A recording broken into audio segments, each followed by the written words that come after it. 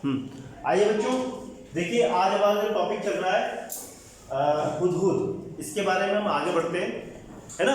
इसकी कुछ अभ्यास प्रश्नोत्तर भी हम करवाएंगे आपको, और अब इसकी कुछ पर्यायवाची शब्द हैं, है ना, जो इम्पोर्टेंट है हमारे लिए, हमको याद होना चाहिए, आपको इनके बारे में पता होना चाहिए, ठीक है। तो देखिए नीचे लिखे शब्दों के दो दो पर्यायवाची शब्द लिखना है। अब यहाँ पे दो से ज्यादा भी लिख सकते हो आप, अगर आपको ज्यादा, जैसे बादशाह का अर्थ आपको पता है कि महाराज, सम्राट, नरेश, है ना, और भी कुछ हो सकता है आपको जैसा आता है, महाराजा, राजा, ठीक है, तो आप वहां भी लिख सकते हो, जरूरी नहीं कि जो मैंने लिखवाया वो यही लिखो आप, आया समझ में आपको, है ना।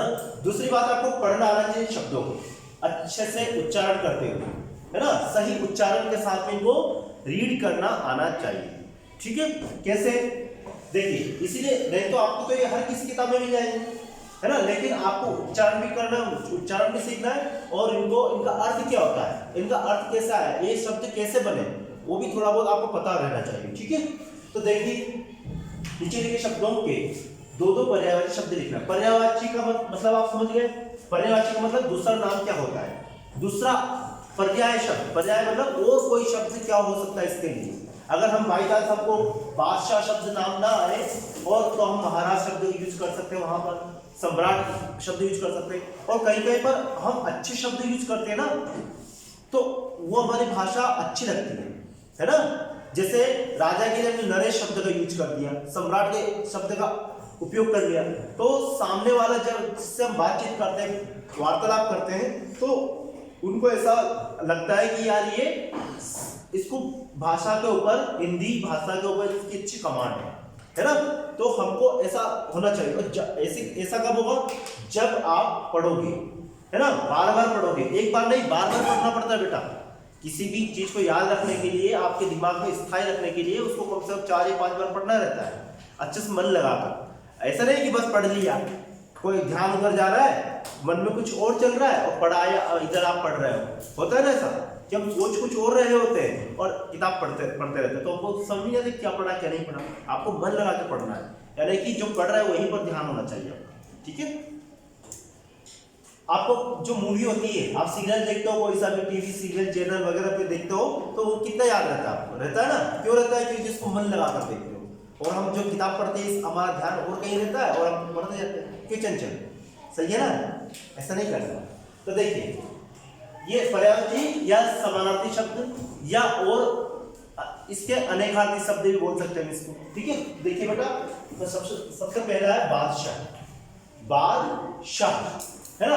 आपको ध्यान रखना है, मैंने आपको पहले भी कई बार बताया कि ये वाला सा और ये शाह, इनका उच्चारण अलग अलग होता है ना। ये सरोते वाला सा है, और ये शकर वाला शाह, है ना, शय्यम, शकर। तो यहाँ पर ये वाला शाह का यूज हुआ, तो बादशाह। कोई बच्चा इसको बादशाह बोलता है, बादशाह नहीं होता है, बादशाह, ठीक है, बादशाह। बादशाह का अर्थ होता है बेटा महाराज, सम्राट या नृप। इनका अर्थ भी होता है, महाराज मतलब राजा, राजा महाराजा। सम्राट का अर्थ भी होता है, सम्राट अशोक सुना होगा आपने, नृप, है ना, और नरेश, ठीक है, नर का ईश, नरेश, ठीक है। इस तरीके से बनाया वो नाम कि जो नर ने मनुष्य का जो ईश रहता है वो क्या कहलाता है, नरेश कहलाता है ना। तो देखिए हो गया बादशाह का अर्थ क्या होगा, महाराज, सम्राट और नृप। मदद का अर्थ क्या होता है बेटा, मदद शब्द का और क्या नाम होता है, सहायता, सहारा, हेल्प तो इंग्लिश हो गया वैसे, लेकिन आप देख सकते हो उसको भी, अगर आपको याद ना आए तो आप उसको भी यूज कर सकते हैं, क्योंकि हम हिंदी भाषा में इंग्लिश शब्द का भी यूज करते हैं, ठीक है, करते हो ना। आपकी जब हिंदी में आप जब आपने पाठ पढ़ा था, पापा जब बच्चे थे वो पाठ पढ़ा था, तो उसमें एक शब्द आया था शंटिंग, आइसक्रीम, ये क्या है, इंग्लिश शब्द है। तो आपकी हिंदी में जब उस शब्द का यूज हुआ है पाठ्य पुस्तक में, तो हम क्यों नहीं कर सकते बोलचाल की भाषा में, है ना, बोलचाल की भाषा में हम इंग्लिश शब्द का यूज कर सकते हैं, और करना भी चाहिए, ठीक है। तो मदद का अर्थ क्या होता है बेटा, सहायता या सहारा, ठीक है। शरीर, शरीर क्या क्या बोलते इसको, शरीर नहीं, शरीर, शरीर, है ना। शरीर का अर्थ होता है हमारा बॉडी, हमारी बॉडी यानी कि हमारा बदन, हमारा देह, इसको क्या एक शब्द नया शब्द होगा आपके लिए, देह, है ना। तो देह का अर्थ होता है बॉडी या शरीर या बदन। मेरा बदन, उसके तन बदन में आग लग गई, सुना होगा आपने। तन भी लिख सकता आप, तन, तन का मतलब भी शरीर ही होता है, ठीक है, लिख सकते हो आप। समाप्त, समाप्त का अर्थ होता है एंड, एंड मतलब अंत, खत्म, है ना। जब मूवी देखते हो तो उसके लास्ट में लिखा होगा ना द एंड, है ना। तो अंत, खत्म हो गई, ठीक है। वंश, वंश का मतलब ये किसी लड़के का नाम नहीं है, मैंने पहले बताया था ना आपको। शोभा, शोभा कोई बच्चा बोल रहा था कि एक लड़की का नाम है, ऐसा नहीं है ना। ऐसे ही वंश किसी का नाम नहीं है, होता है, नाम तो होता ही है। वैसे संज्ञा शब्द की तरह भी हम यूज कर सकते इसको, लेकिन वंश का वास्तविक अर्थ क्या होता है, कुल, खानदान, बिरादरी, है ना। आप बोल रहे हैं जाति, जाति शब्द बेटा अलग होता है थोड़ा, है ना। सर वो तो जैसे कि जाति मतलब तो ये होता है जैसे कि कास्ट, मेवाड़े, हाँ ठीक है, वेरी गुड, आपको पता है, आप समझ गए ना। तो वंश का अर्थ क्या होता है, कुल या खानदान, ठीक है। प्रार्थना, प्रार्थना का अर्थ क्या होता है बेटा, विनती या स्तुति। और क्या होता है, और क्या हो सकता है बताओ। हम किसी से विनती करते हैं, स्तुति करते हैं, आग्रह करते हैं, ठीक है, तो प्रार्थना, है ना। अब ये प्रार्थना शब्द कई जगह पर यूज होता है। जैसे मान हम भगवान की प्रार्थना करते हैं तो वहां पर इनका यूज करते हैं, हम भगवान से विनती करते हैं, भगवान से स्तुति करते हैं, है ना, ठीक है। तो ये वाली प्रार्थना है। प्रार्थना भी दो तरीके से हम इसका यूज करते हैं। जैसे हम किसी के लिए हम एप्लीकेशन लिखते हैं तो हम बोलते हैं प्रार्थना पत्र लिखो, है ना। तो हम किसी हमारा अधिकारी जो हमसे बड़ा होता है उसके लिए लेटर लिखते हैं, छुट्टी के लिए आप टीचर को एप्लीकेशन लिखते हो ना, तो प्रार्थना पत्र कहा जाता है। तो उसमें विनती, स्तुति शब्द का, प्रार्थना और विनती शब्द का तो यूज कर सकते, लेकिन स्तुति का यूज नहीं कर सकते यहाँ पे ना, क्योंकि ये धार्मिकता से जुड़ी हुई है, ठीक है। आगे देखते हैं इच्छा। इच्छा का अर्थ क्या होता है बेटा, चाह, है ना, चाहना, कामना, अभिलाषा, मर्जी, है ना, ठीक है। ये क्या कहलाती है, इच्छा। तो ये शब्द है, कुछ शब्द है, इनके पर्यायवाची शब्द मैंने लिखवा दिए, इनको आपको लर्न करना है और याद करना है, ठीक है बेटा। इसको गाने में किसको लिया था मेरा पिछली बार? चलिए बेटा अब देखिए अगला प्रश्न। प्रश्न है शब्दों का वाक्यों में प्रयोग करके लिखिए। जो कुछ शब्द दिए गए हैं, है ना, इनका क्या करना है, आपको वाक्यों में प्रयोग करना है। वाक्य मतलब सेंटेंस में यूज करना है ना। एक शब्द होता है, उस शब्द से आपको वाक्य बनाना है ना, जिससे इनके भिन्न भिन्न अर्थ स्पष्ट हो जाए। भिन्न भिन्न का मतलब अलग अलग अर्थ स्पष्ट हो जाए। कैसे, देखना, आप ध्यान से देखना बेटा सब बच्चे, कि एक शब्द है मत, है ना, मत, ठीक है, एक शब्द है मत, लेकिन मैंने दो जगह लिखा है मत और मत, है ना। अब इस शब्द तो एक है, लिखा भी एक जैसा है और उसका उच्चारण भी एक जैसा, सेम टू सेम है, उच्चारण भी अलग अलग नहीं है ना, लेकिन दोनों के अर्थ अलग अलग निकलते हैं। कहां पर क्या अर्थ निकलता है आपको ध्यान से देखना है। देखिए हम बोलते हैं मत कर, ये काम नहीं, मत कर, हम बोलते हैं नहीं के लिए, ये काम हमको नहीं करना चाहिए। चलिए तुम्हारे पापा बोलते ऐसा मत कर, वैसा मत कर, है ना, बोलते हैं ना। तो हम मत यानी कि मना ही करने के लिए शब्द का यूज करते हैं। मना मतलब नहीं, जो काम नहीं करना चाहिए इसके लिए हम मत शब्द का यूज करते हैं या प्रयोग करते हैं। जैसे बच्चों से, देखो मैंने यहाँ पे सेंटेंस में एक वाक्य बनाया है, इस वाक्य में इसका प्रयोग किया है। तो आप देखो बेटा, बच्चों से ज्यादा काम मत करवाओ, है ना, क्योंकि जो छोटे छोटे बच्चे होते हैं उनसे हम ज्यादा काम करवाएंगे तो थक जाएंगे। या फिर वो जैसे कोई बच्चा रहता है उससे हम हार्ड वर्क करवाते हैं। हार्ड वर्क मतलब कुछ लोग होते हैं ऐसे कि वो ऐसे काम करवाते हैं कि उनसे वजन उठता नहीं, आप उसके सिर के ऊपर बहुत सारा वजन रख दिया बेचारे के ऊपर, है ना। कोई काम कर रहा है, कोई मकान का काम चल रहा है, उसमें छोटा बच्चा काम कर रहा है आपके बराबर, ईंटें ढो रहा है और जो सीमेंट सरी वो जो गिट्टी होती है उसकी तगाड़ी माथे पे रख के ला रहा है, बोझा ढो रहा है। तो ऐसे काम नहीं करवाना चाहिए। इसका मतलब ये बच्चों से ज्यादा काम मत करवाओ, ठीक है। ज्यादा काम से मतलब ऐसा लिखा पढ़े का काम नहीं कि आप पढ़ने का काम, ये काम नहीं, कठिन काम, हार्ड वर्क, ठीक है। मत।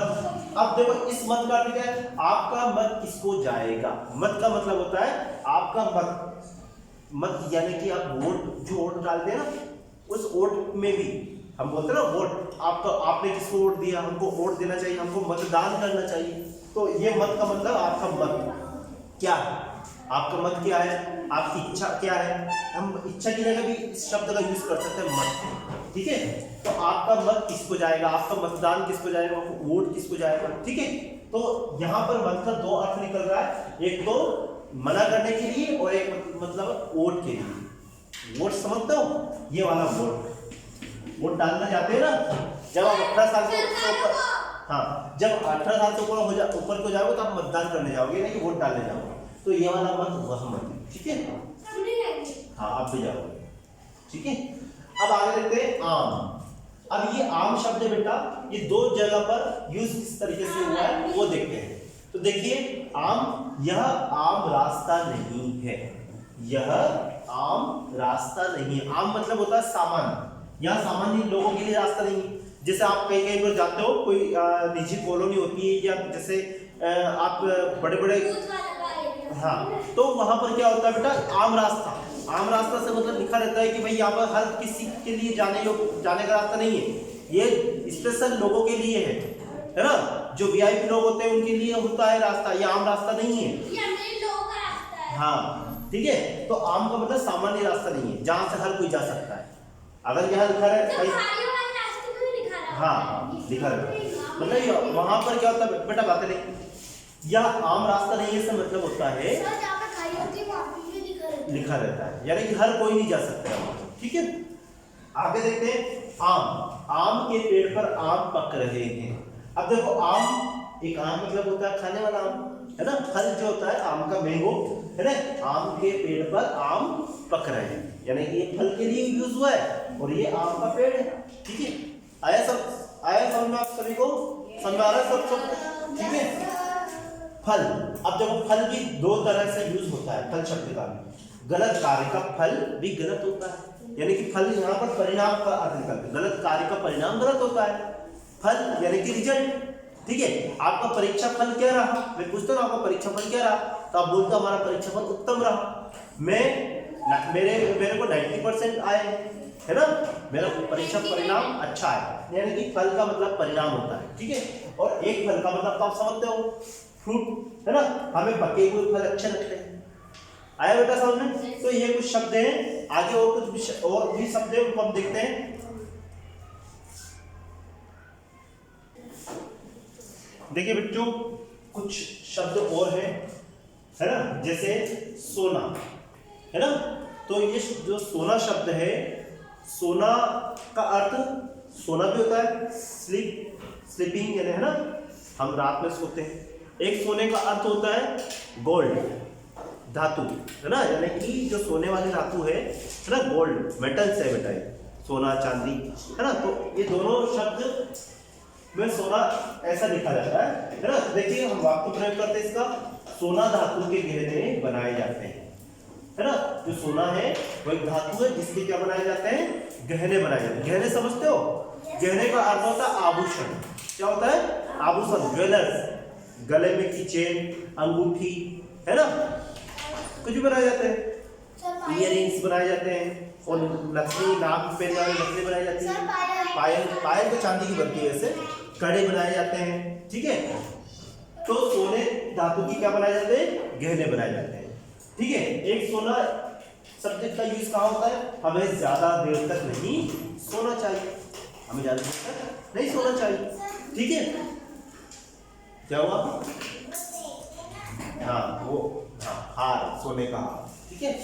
अब देखो पर का अर्थ होता है बेटा, देखो ध्यान से बातें नहीं, पर का अर्थ होता है पंख, और पर का होता है जैसे मेरे सिर पर, मेरे हाथ पर, ठीक है, बेंच पर, कुर्सी पर, ठीक है, हाँ बेंच पर कॉपी रखी है।